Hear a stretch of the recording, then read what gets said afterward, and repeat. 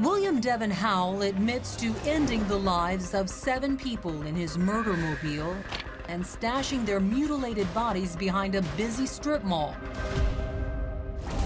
Now, in his first national TV interview, we're talking to the man being called Connecticut's most prolific serial killer. Good morning, William. How are you? This is Nerissa and I with Crime Watch Daily. I'm all right. How are you? I know you were reluctant to talk to the media at first.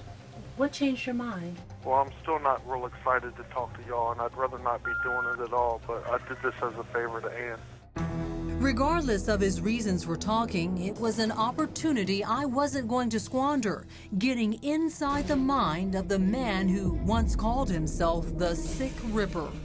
Everybody wants to know why, and the truth is, I don't know why, you know what I mean? I was raised by a good family in a good home. I was never abused. I was never molested. I didn't kill animals when I was a little kid or anything like that. So I just don't fit the mold at all that everybody tries to put serial killers in, you know what I mean? So why I grew up to commit these crimes, I have no idea, other than the only thing I can say is for my own selfish reasons. So then, where did it all go wrong? How did Hal go from being happy kid to killer?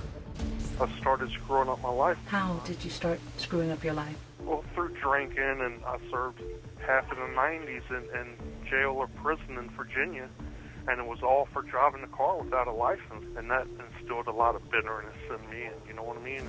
You were angry. Yeah, I was angry inside.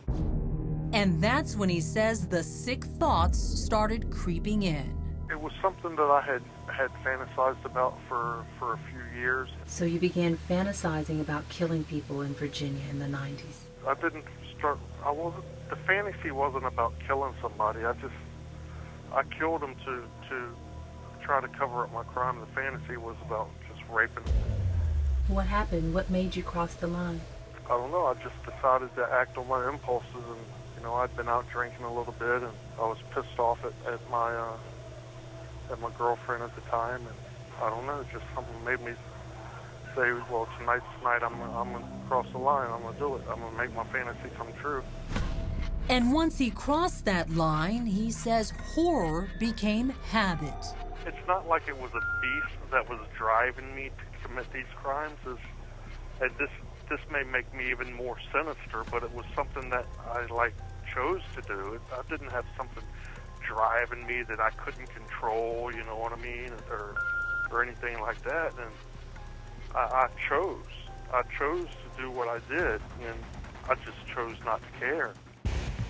But he says that was then, and that today he does feel remorse for what he's done, for the pain he's brought to his victims' loved ones. I would hear him sobbing in the courtroom, and it just tore me apart. You're so concerned about the victim families now. You have a heart, as you should, for the victims' families, their feelings and empathy now. Why didn't you think about the family members of the people who you killed on those nights and days? I have no excuse. What can I say? I was selfish. I try and be a good person. I try and, live my life with integrity. And then I went and committed crimes that were the total opposite of how I try and live and conduct myself. I am very remorseful for my actions, and if I could go back and take it all back, I would. If I could give my life to bring theirs back, I would. I was at Howell's sentencing just a few weeks before and caught up with a family friend of Mary Jane Menard to ask what he thought of Howell's contrition. Howell stood up and he addressed the victims' families. It sounded like he meant what he said, but apologizing sincerely about them, but what he did was very bad. I couldn't imagine going through something like that. Do you feel sympathy for him? No, not really. I wanted to choke him out, actually. That day when we were in court, why did you plead guilty? Because I'm guilty. I didn't want to put the families through it. I felt like if I went to trial, I would have been found guilty anyway, so why put the families through it, and why put the taxpayers through it? In fact, he says if he had his way, he would have gotten a lot worse than the 360-year sentence he received. So I feel like the just sentence would have been the death penalty. So you would rather have gotten lethal injection versus life in prison? You want to die. I would rather have the lethal injection when I committed the crime. That was the sentence I expected to serve. But Howell also admits that if he hadn't been caught, his killing spree very well may have continued. Probably, there would have probably been more victims. So then, did Howell have genuine remorse, or was it just that he'd been caught?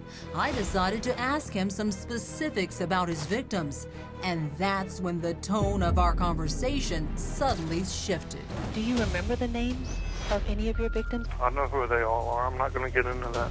But the families deserve to know, so I pushed on. So when you hear the name Mary Jane Menard, do you remember the person who it was that night? I'm really tired of talking about this. I don't like talking about it at all anyway, you know what I mean? And you won't let it go. I've said what I wanted to say about that subject. If you can't find something else to talk about, I'd rather just end the conversation. And when I tried to press one more time, that's exactly what he did. What about Nerissa? I'm telling you, how many times do I have to say, you know what, I'm done. Ask Ann. Read the book. Unfortunately, our call ended before I got to ask one crucial question. Did Howell's 6-month killing spree really stop with those 7 unfortunate souls? Or are there others? Ann Howard, the woman who literally wrote the book on Howell, believes there could be. A detective has asked me to sit down with the New Britain Serial Killer Task Force and discuss the important possibility that there may be more victims out there. In fact, in a chilling new revelation, police are now saying they found several videotapes in the back of Howell's so-called murder mobile, which show other women who have yet to be identified. Take a good look at these grainy screenshots. Investigators say they need your help putting names to these faces, identifying whether or not they too fell victim to Connecticut's most prolific serial killer. William Howell is certainly a fascinating case, so to help us understand how a human being could commit such heinous crimes, we brought in top forensic psychologist Dr. Lou Schlesinger. Lou, thanks very much for being here. Thanks, Chris. Howell has said that he had fantasies of raping these women and only killed them to conceal his crimes. But in other interviews, he said that he had actual fantasies of killing women. What does that say about him? Well, these murders are serial sexually motivated. To understand serial sexual murder, the best way to do it is to view it as an abnormal sexual arousal pattern, a paraphilia. And in these cases, the violence is eroticized. There's a fusion of sex and aggression so that the aggressive act itself is sexually arousing. He called his van the murder mobile. What does that say to you? Is that a trophy for him? Well, I wouldn't say it's a trophy for him, and the naming of his car is a little bit unusual. But serial killers have an interesting connection with their vehicles. They use it for a lot of purposes. One thing that's interesting is many serial killers drive excessively with their cars because they're trolling for victims, they're looking for abduction spots, and they're looking where they can dump bodies. In some cases, a serial killer will take the doorknobs off the inside of his car, so once the woman gets in, she can't get out. Yeah. Is a guy like Howell born this way, or did something horrendous happen to him that made him this way?